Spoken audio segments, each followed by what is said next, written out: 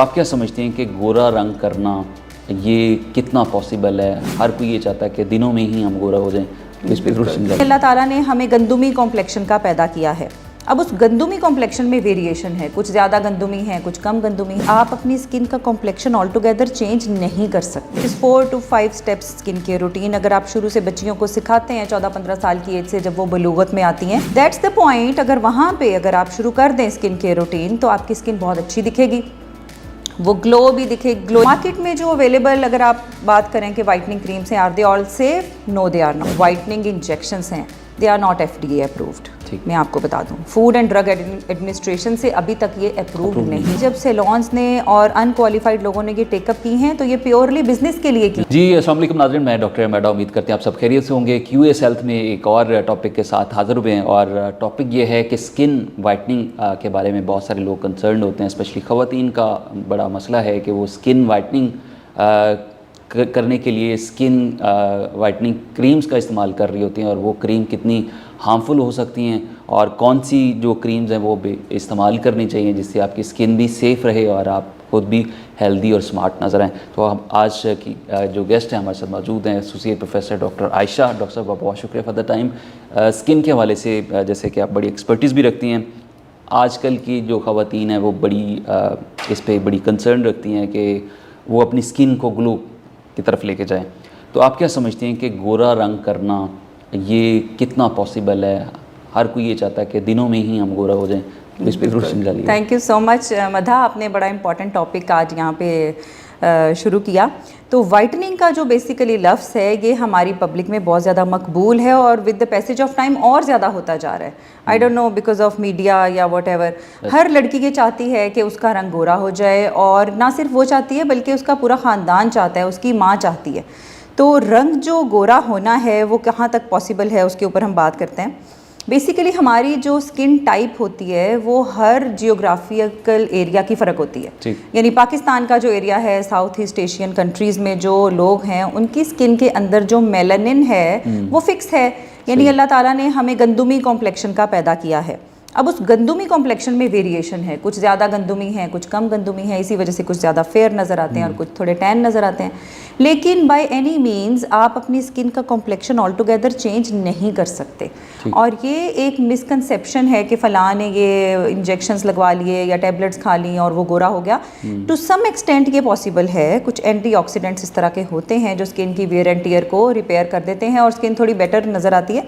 But overall आप अपनी skin का कॉम्प्लेक्शन चेंज नहीं कर सकते। और डेस्परेटली जब आप इसके पीछे पड़ जाएंगे, आप बहुत हद तक इसके जुनून की हद तक आप इसके पीछे शुरू हो जाएंगे अपना कॉम्प्लेक्शन वाइट करने की तरफ, तो ना सिर्फ वो फिजिकली आपकी स्किन को डैमेज कर सकता है बल्कि साइकोलॉजिकली मैंने ये देखा है कि बहुत सारे पेशेंट्स वो नॉन कॉन्फिडेंट या अंडर कॉन्फिडेंट फील करते हैं। They can not perform well. ख़ास तौर पे कॉलेज यूनिवर्सिटी की बच्चियां जब मेरे पास आती हैं तो वो कहती हैं मैडम हम अच्छे तरीके से बात नहीं कर पाते, प्रेजेंटेशंस नहीं दे पाते, हमें लगता है कि we are less than normal, हम कुछ ख़ास लोगों से कमतर हैं। तो ये मुझे बड़ा बुरे तरीके से हिट करता है। एंड आई ट्रूली फील कि हमें अपने स्किन कॉम्प्लेक्शन को ओन करना चाहिए, फ़ख्र से बताना चाहिए कि येस हम गंदुमी हैं। हाँ, जब हम इसकी केयर करेंगे डेली बेसिस पे, स्किन केयर रूटीन का एक कॉन्सेप्ट है। स्किन केयर रूटीन के कुछ स्टेप्स होते हैं, यहाँ पे मैं ये आपको गाइड कर दूँ। इस 4 to 5 steps skin care routine अगर आप शुरू से बच्चियों को सिखाते हैं 14-15 साल की एज से, जब वो बलूगत में आती हैं, तो उसके बाद हार्मोनल चेंजेस से स्किन अफेक्ट होना शुरू होती है। That's the point. अगर वहाँ पे अगर आप शुरू कर दें स्किन केयर रूटीन तो आपकी स्किन बहुत अच्छी दिखेगी, वो ग्लो भी दिखेगी, ग्लोइंग भी दिखेगी, वो थोड़ी फेयर भी दिखेगी और वो डैमेज कम होगी। और मेरा नहीं ख्याल कि उसके बाद आपको किसी वाइटनिंग क्रीम की ज़रूरत पड़ेगी। So it starts from very early ages, जब से आपको स्किन केयर करनी चाहिए। अब मार्केट में जो अवेलेबल अगर आप बात करें कि वाइटनिंग क्रीम्स हैं, are they all safe? No they are not. Market में अवेलेबल तमाम वाइटनिंग क्रीम्स सेफ़ नहीं हैं।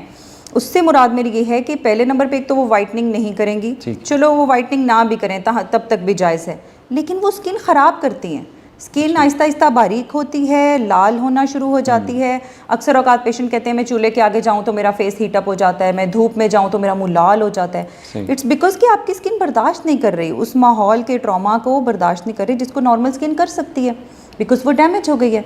तो डैमेजिंग इफ़ेक्ट्स जो हैं क्रीमों के बहुत ज़्यादा हैं, इसलिए मेरी तो पब्लिक को यही सलाह है as a skin specialist, as a practising skin specialist के प्लीज़ प्लीज़ प्लीज़ वाइटनिंग का दिमाग में लेके कॉन्सेप्ट अपने आप को कमतर मत समझें, डेस्परेटली चीज़ों के पीछे मत जाएं, हर हमसाए, नेबर, फ्रेंड और कोलीग के कहने पे चीज़ें मत लगा लें अपनी फेस के ऊपर। So you should be very wise in choosing the products. अच्छा, बाज़ लोग या बाज़ ख़वातीन जो इंजेक्शन का इस्तेमाल कर रही होती हैं वाइटनिंग, स्किन को वाइट करने के लिए, तो वो कितने सेफ़ हैं? देखिए, जो ग्लूटाथायोन की बेस्ड बात वाइटनिंग इंजेक्शंस हैं, they are not FDA approved. ठीक। मैं आपको बता दूं, फूड एंड ड्रग एडमिनिस्ट्रेशन से अभी तक ये अप्रूव्ड नहीं है। हमारे पास पाकिस्तान में चूंकि कोई कानून नहीं है, तो KFDA यानी कोरियन FDA से अप्रूव्ड इंजेक्शंस मार्केट में अवेलेबल हैं।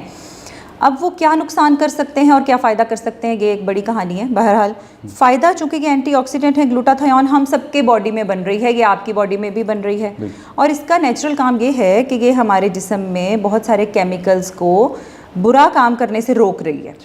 तो हम सब के अंदर ग्लूटाथायोन है। जब हम एक्सोजिनसली बाहर से कोई हाई डोज ग्लूटाथायोन बॉडी में डाल देंगे तो वो बॉडी की वियर एंड टीयर को स्टॉप करेगी, और अगर किसी का कॉम्प्लेक्शन किसी वजह से डल हो रहा है, किसी हेल्थ कंडीशन की वजह से, बैड डाइट की वजह से, माहौल की वजह से डैमेज हुआ है, तो उनको फ़र्क पड़ेगा। बट देन अगेन हम हर एक को ग्लूटाथायोन इंजेक्शंस नहीं लगा सकते, हमें उनकी टेस्टिंग करानी पड़ती है। This is a chemical that can damage liver, ये जिगर को मुतासिर कर सकता है। तो हमें जिगर के टेस्ट करते हैं, पहले हम देखते हैं किसी पेशेंट को कोई हिस्ट्री में काला या पीला यरकान तो नहीं था, उसका जिगर सही काम कर रहा था, और इस वक्त जिगर की फंक्शनिंग कैसी है खून के टेस्ट में पता चलता है। उसके बाद देन वी डिसाइड कि ओके फाइन, ये हम इसको इंजेक्शन लगा सकते हैं। अदरवाइज अगर क्वालिफाइड डॉक्टर के अलावा कोई भी आपको ग्लूटाथायोन इंजेक्शंस लगाने का कहे, जैसे कि आजकल सैलॉन्स वगैरह में भी ये चीज़ें चल रही हैं, तो मेरी आपको यही सलाह है कि मत करें। 1 से 2 डेथ के वाकयात भी हुए हैं, because it can react badly. इसके साथ एनाफाइलैक्टिक रिएक्शन आता है, which is a medical terminology, जिसमें कि जानलेवा रिएक्शन आता है बॉडी में। अगर किसी को हम टेस्ट डोजिंग के बाद देते हैं, अगर हम लगाएंगे तो हम पहले टेस्ट डोज देंगे, यानी माइनर सी क्वांटिटी इंजेक्शन की देंगे, हम पेशेंट को ऑब्जर्व करेंगे, और अगर उसमें रिएक्शन की अलामात हैं हम उसे पहले मैनेज करेंगे, मे बी देन हम स्टेप बाय स्टेप उसको करें। बट ये सारा नॉलेज पब्लिक के पास नहीं है, अपार्ट फ्रॉम मेडिकल डॉक्टर्स किसी के पास ये नॉलेज नहीं है। अगर स्ट्रेट अवे उन्होंने इंजेक्शन लगा दिया और वो रिएक्ट कर गया, देयर हैव बीन डेथ्स। बड़ा मसला है। और अच्छा, मैं ये भी बात करना चाह रहा था कि कॉस्मेटिक्स की भरमार है बाज़ार में, हर प्रोडक्ट ही आप देख लें कि कोई उसका चेक एंड बैलेंस नहीं है।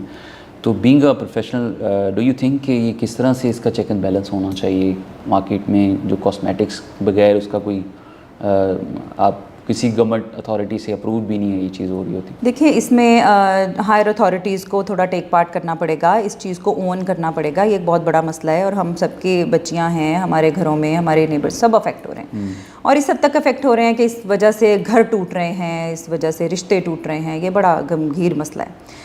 कॉस्मेटिक्स की जो प्रोडक्ट्स मार्केट में अवेलेबल हैं, उनके लिए कोई रेगुलेटरी अथॉरिटी होनी चाहिए। ऐसा नहीं है कि कॉस्मेटोलॉजी की प्रोडक्ट्स फ्रीली अवेलेबल हों, किसी को पता ही ना हो कि इसके अंदर कौन से केमिकल्स हैं, कितनी मिकदार में हैं, किस रेशो में हैं, क्या वो अप्रूव्ड ड्रग्स हैं to be applied on skin या नहीं।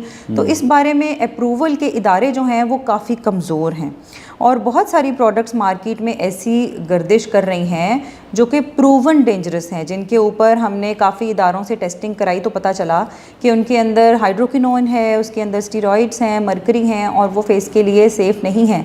हम एज हेल्थ केयर प्रोफेशनल सिर्फ यहाँ तक ही कर सकते हैं। आगे जो लेजिस्लेशन या कानून वाला जो दायरा है वो गवर्नमेंट का काम है या हायर ऑफिशियल्स का काम है, ये उनको आना चाहिए आगे। और पाकिस्तान में कोई भी प्रोडक्ट फ्रीली अवेलेबल नहीं होनी चाहिए जब तक कि उसके पास अप्रूवल के सर्टिफिकेट्स ना हो। अच्छा, आजकल ये भी ट्रेंड चल चुका है कि बहुत सारे जो क्लिनिक्स ओपन हो चुके हैं जी, ब्यूटी सैलून के नाम से, या जो आप हाइड्रा फेशियल या PRP का जो ट्रेंड है, ये किस तरह से आप देखती हैं कि ये सेफ़ है या नहीं? या इस तरह हम देखें कि कुछ लोग बगैर हेल्थ प्रोफेशनल भी नहीं होते और ये अपना जो बिज़नेस और ये कारोबार कर रहे हैं, PRP या हाइड्रा फेशियल? यस, ये तो मधा आपने मेरी दुखती रग पे हाथ रख दिया। Basically we doctors are fighting with quacks. तो क्वैकरी बहुत है पाकिस्तान में, और इस तरह के बहुत सारे क्लिनिक्स हैं जहाँ पे लोग पेशेंट्स जाते हैं, आवाम जाती है, कहते हैं हमारे फेस पे पीआरपी कर दें या बालों में पीआरपी कर दें या हाइड्रा फेशियल कर दें। लेकिन ये चीज़ें दरियाफ्त की थी डॉक्टरों ने, इजाद की थी, या जो बनी थी ये डॉक्टर्स ने की थी। और उसके बाद जब सैलून्स ने और अनक्वालिफाइड लोगों ने ये टेकअप की हैं तो ये प्योरली बिजनेस के लिए की हैं, सिर्फ कमाई करने के लिए की हैं। इसमें उनकी एक्सपर्टीज़ नहीं है, ना ही हम डॉक्टर्स इनको ट्रेन करते हैं। हम डॉक्टर्स सिर्फ जूनियर डॉक्टर्स को ट्रेन करते हैं इस काम के लिए, और वो सिर्फ वीडियोस देख के या सोशल मीडिया पे चीज़ें देख के अपने आप को ट्रेनिंग दे लेते हैं। इंजेक्शंस देख लिया, उसका नाम syringes, and they just start doing, which is very dangerous. अब पीआरपी में सिरिंजेस इन्वॉल्व होती हैं, इसमें खून इन्वॉल्व होता है। अगर कोई क्वालिफाइड डॉक्टर ये काम नहीं करता केयरफुली तो हेपेटाइटिस सी फैल सकता है, इवन एड्स फैल सकता है, बिकॉज इसमें पेशेंट का ब्लड निकल रहा है, हम सिरिंजेस से काम कर रहे हैं। हम हेल्थ केयर प्रोफेशनल्स एक बहुत ही मुश्किल किस्म की ट्रेनिंग्स में से होके गुजरते हैं, बहुत बड़ी छलनी लगी होती है जिसमें से हमें गुजारा जाता है। So this is all ingrained in ourselves के नो हार्म फर्स्ट। हमारा जो पहला ही जो ओथ होता है डॉक्टर्स का, वो होता है नो हार्म फर्स्ट। पहले नंबर पे मरीज़ को कोई नुकसान ना हो, फ़ायदा बाद में देखें। तो हम नुकसान नहीं कर सकते। पीआरपी एंड हाइड्रा फेशियल्स दोनों बड़े ही प्रोफेशनल प्रोसीजर्स हैं जो सिर्फ डॉक्टर्स कर सकता है। हाइड्रा फेशियल में केमिकल्स इस्तेमाल होते हैं जैसे glycolic acid, salicylic acid, lactic acid, ये सारे एसिड्स हैं, तेज़ाब हैं। इनकी प्रॉपर कंसंट्रेशन यूज़ करेंगे तो स्किन पे बहुत अच्छे रिजल्ट्स आएंगे। प्रॉपर कंसंट्रेशन यूज़ नहीं करेंगे तो कोई रिजल्ट नहीं आएगा, पैसे ज़ाया। सो अगर आप सैलून से या किसी अनप्रोफेशनल से जाके हाइड्रा फेशियल कराते हैं, आपको रिजल्ट्स नहीं मिलेंगे, बिकॉज ही और she can not play with acids. Professionals can play with acids. हम इन चीज़ों से खेल सकते हैं बिकॉज हमें पता है कि हमने कितनी कॉन्सेंट्रेशन यूज़ करनी है विच इज़ सेफ़। तो ऐसा है कि हाइड्रा फेशियल एंड पीआरपी ये बहुत प्रोफेशनल लोगों से कराने चाहिए। पीआरपी एक बहुत अच्छा प्रोसीजर है हेयर ग्रोथ के लिए, स्किन की रिजुविनेशन के लिए, एंटी एजिंग बड़े बेनिफिट्स हैं, लेकिन लगाने वाले पे डिपेंड करता है। ये ऐसे ही है कि जैसे आप छुरी का इस्तेमाल करते हैं, उससे आप छिलका उतारते हैं या पूरा फ्रूट काटते हैं। अब ये काटने वाले पे है कि वो उसे कैसे इस्तेमाल करता है। बहुत शुक्रिया डॉक्टर साहब, बड़ा अच्छा लगा आपसे बात करके, और इतनी इन्फॉर्मेटिव बातें डॉक्टर साहब बता रही थी कि स्किन केयर के हवाले से, स्पेशली पीआरपी या जो दूसरा मुख्तलिफ प्रोसीजर्स लोग कर रहे होते हैं, जो क्वैक्स इस फील्ड में आ चुके हैं, उसकी रोकथाम के लिए भी गवर्नमेंट को इनिशिएटिव लेने चाहिए। गवर्नमेंट को इस हवाले से कोई चेक एंड बैलेंस, कोई इस तरह का इदारा होना चाहिए जो उनको देखे। और यकीन करते हैं कि आज का शो आपके लिए बड़ा ही मुफीद और हेल्पफुल साबित होगा। अपने मेज़बान डॉक्टर ए आर माडा को इजाज़त दीजिए। अल्लाह निगहबान।